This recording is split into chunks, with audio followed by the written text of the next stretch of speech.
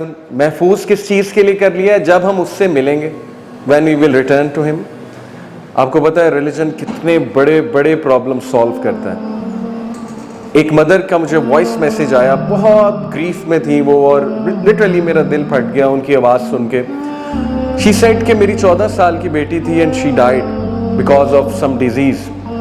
تو کہتی باقی ساری باتیں ٹھیک ہے علی بھائی, بس میں یہ ہضم نہیں کر پا رہی, میں اس گریف سے باہر نہیں آ پا رہی. وہ 14 سال کی میری بیٹی اتنی اٹیچ تھی میرے ساتھ کمرے میں سوتی تھی, اس سے تو رات کو نیند نہیں آتی تھی اکیلے کمرے میں. اس وقت وہ وہاں کیا کر رہی ہوگی؟ How will she spend time there? اب دیکھیں کتنا ویلڈ سوال اور کتنا گریف سے وہ بات کر رہی تھی. اوبیسلی بات کر رہی تھی کہ کمرے میں نہیں سو سکتی تو وہاں کیا کر رہی ہوگی, قبر کی بات کر رہی تھی. آئی ٹولڈ ہر کہ بات سنیں, پہلے وہ آپ کے ساتھ تھی, آپ تھیں اس کی مدر, اب وہ اپنے کریٹر کے پاس ہے, خالق کے پاس ہے.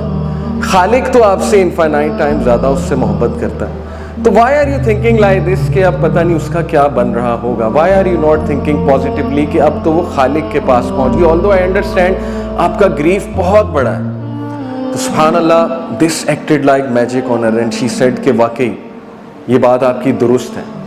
دیکھیں کتنا ہوپ دلاتا ہے ہمیں اسلام ریلیجن. الحمدللہ, اللہ از آل اباؤٹ لو, مرسی, کمپیشن, اللہ کے ایٹریبیوٹس ہیں. ہی از Wadood, the one most loving. No matter what happens in your life, religion helps you come out of that very soon.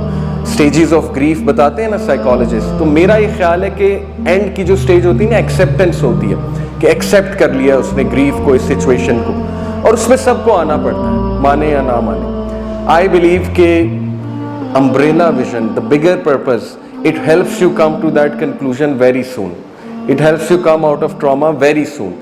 Because آپ انٹرپریٹیشن پازیٹیوز کرتے ہیں, آپ کہتے ہیں اللہ مالک ہے, آپ کہتے ہیں کہ اللہ بہتر کرے گا. یہ کتنے امپاورنگ سینٹینسز ہیں. آپ کہتے ہیں اللہ کچھ اور دے دے گا, رائٹ؟ سو پہلی چیز ہے امبریلا ویژن. سیکنڈ چیز is the concept of risk. اتنا empowering concept ہے risk کا, اتنا broad concept ہے. It solves so many of our problems and give us the mental liberation. دیکھیں risk, when it comes to risk, ہم کیا سمجھتے ہیں کہ it's all about wealth, بس that's it, economy. 4 قسم کے رسک ہیں اسلام میں.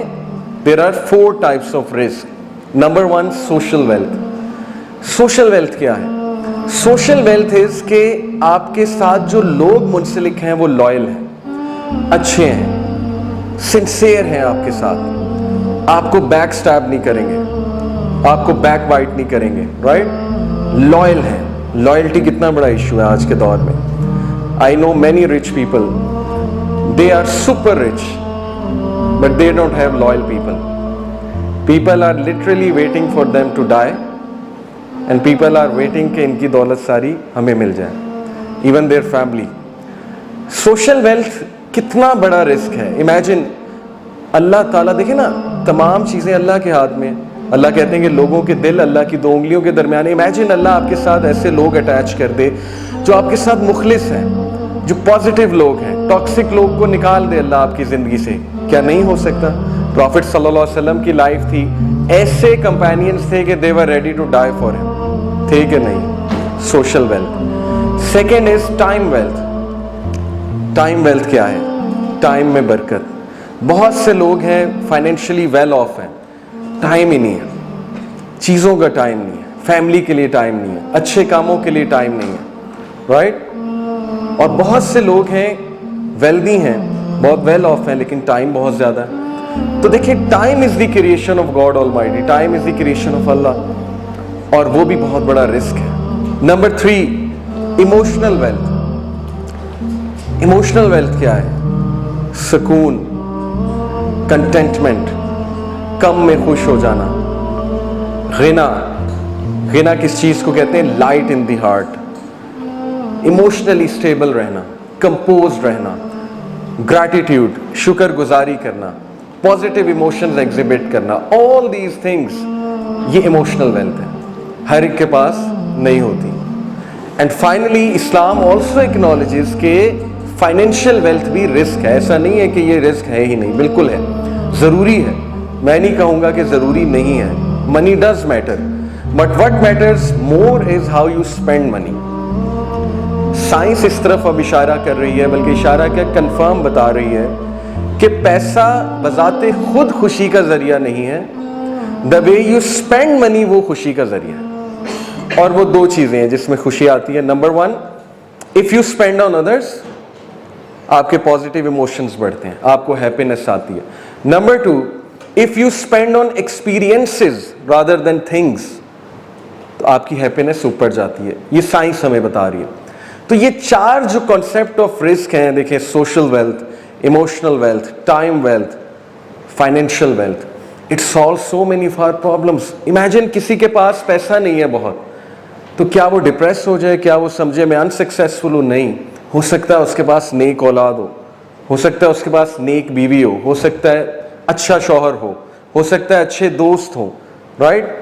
हो सकता है लॉयल कंपेनियंस हैं उसके साथ, तो उसके पास डेफिनेटली रिस्क है। हो सकता है उसकी टाइम में बहुत बरकत हो सकता है कि जहनी सुकून हो उसे बहुत ज़्यादा। So this is liberation of mind. आप इमेजिन करें कि इस्लाम कैसे हमें इन छोटी छोटी चीज़ों से, इन परेशानियों से निकालता है।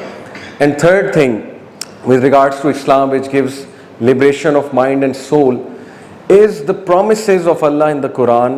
Unbelievable. We all need some drive to spend the day. और जो ड्राइव हमें उन आयात से मिल रही है, सुभान अल्लाह, imagine Allah is telling you कि मा वद्दाका रब्बुका व मा क़ला, ओ Mohammad, your Lord has not forsaken you. अल्लाह के नबी, आपको पता है ना, he imagined one day कि मेरे रब ने मुझे छोड़ दिया है शायद, क्योंकि वही नहीं आ रही। एंड ही गिव्स गारंटी कि ना, ऐसा हो ही नहीं सकता। And this he is also saying to all of us. And then the promise, मन अमिला सालिहन मिन ज़करिन औ उन्सा, सूरह नहल verse 97, whoever does righteousness whether male or female, righteousness मुराद है अच्छे अमाल, नेक अमाल, वहुवा Mumin, and he or she is a believer, فَلَنُحْيِيَنَّهُ حَيَاةً طَيِّبَةً, we promise them a good life. حَيَاةً طَيِّبَةً, we promise them a pure life, a good life. What is a good life? जिसमें आपके पास तमाम risk हो, जो मैंने टाइप्स बताई, जिसमें आपके पास कंटेंटमेंट हो, जिसमें आपके पास एम्पावरमेंट हो, जिसमें आपके पास प्योरिटी हो, जिसमें आप अच्छे अमाल करें. That is a pure life, right? And that is the promise of almighty अल्लाह. फिर अल्लाह का प्रॉमिस है, वमन यत्तकिल्लाह यजअल लहू मखरजा. Whoever is conscious of God Almighty, तकवा कोई रॉकेट साइंस नहीं है. When the word तकवा comes to our mind, हम समझते हैं कि ये हम हो ही नहीं सकते मुत्तकी, और बस ये एक बहुत कोई ऊंची चीज़ है. तकवा is simply trying your best to follow the commandments of God Almighty as much as you can.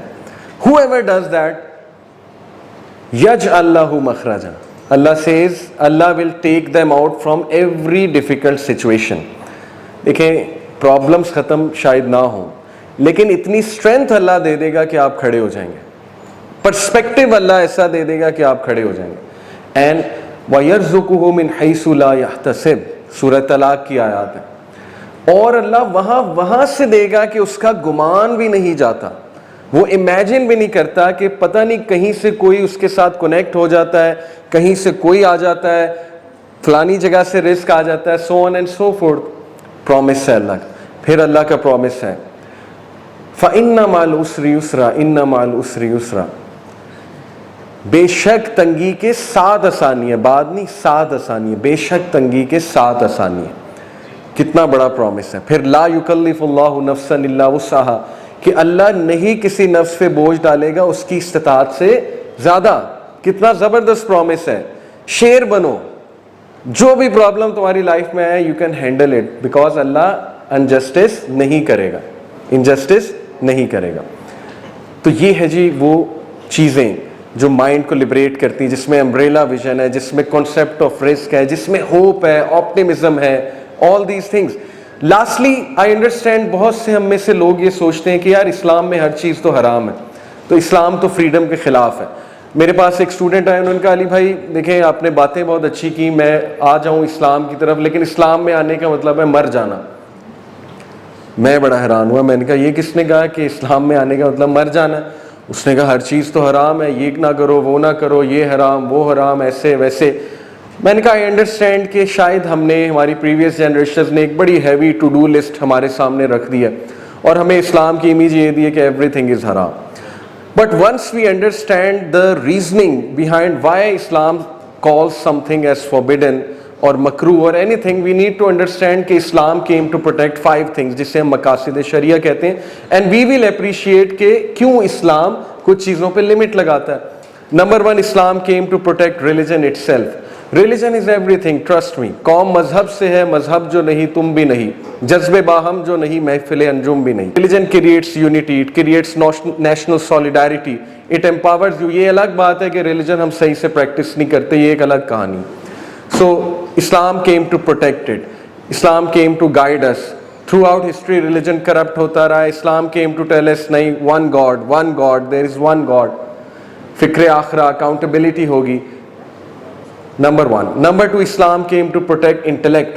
Anything that harms intellect, Islam calls it impermissible. Alcohol, it harms this. सबसे बड़ा मसला वेस्ट का अल्कोहल और जुआ है. Anything that harms this. यहाँ से इंसान करप्ट हो गया तो सोचें वो एटम बम के साथ क्या कर सकता है. यहाँ से करप्ट हो गया तो सोचें वो मीडिया के साथ क्या कर सकता है. यहाँ से करप्ट हो गया तो सोचें इंसानियत के साथ क्या हो सकता है. Anything that harms this, drugs, alcohol, Islam says draw a line. Number 3, Islam came to protect family. Family is everything. Family system is everything.